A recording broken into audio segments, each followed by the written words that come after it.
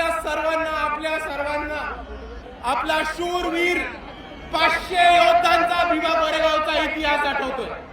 आणि इतक्या वर्षापूर्वी जरी ती लढाई झाली असेल तरी 2025च्या शेवटी 2026 मध्ये जाताना आजही भीमा कोरेगावला लाखोच्या संख्येने भीमनुयायी येतात। आणि आपण यांनी हेच दाखवून दिले की भीमा कोरेगावच्या दिवशी ज्या योद्ध्यांनी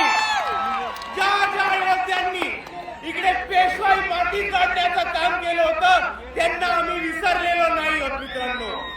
आणि दुसऱ्या बाजूला ज्या 500 शूरवीरांनी इकडच्या व्यवस्थेच्या विरुद्ध, इकडच्या परिस्थितीच्या विरुद्ध आणि इकडच्या पेशवाईच्या विरुद्ध बंद उकरण्याचं काम केलं होतं त्यांना आपण अभिवादन करायला येतो।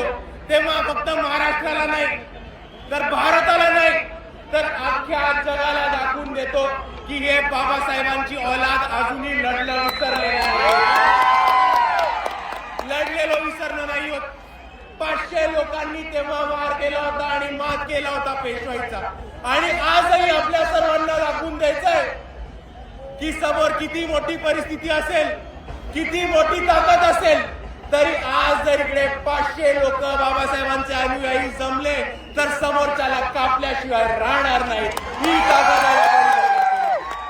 आणि म्हणून मी आपल्या सर्वांना एवढीच विनंती करतो की आज जसं आपण भीमा कोरेगावच्या इथे अभिवादन करायला एवढ्या मोठ्या संख्येने आलो त्याच पद्धतीने आपल्याला हा शौर्याचा इतिहास आणि आपल्याला आपल्या समाजाचा लढवय्या इतिहास पुढे घेऊन प्रत्येक क्षेत्रामध्ये घेऊन जायचा आहे।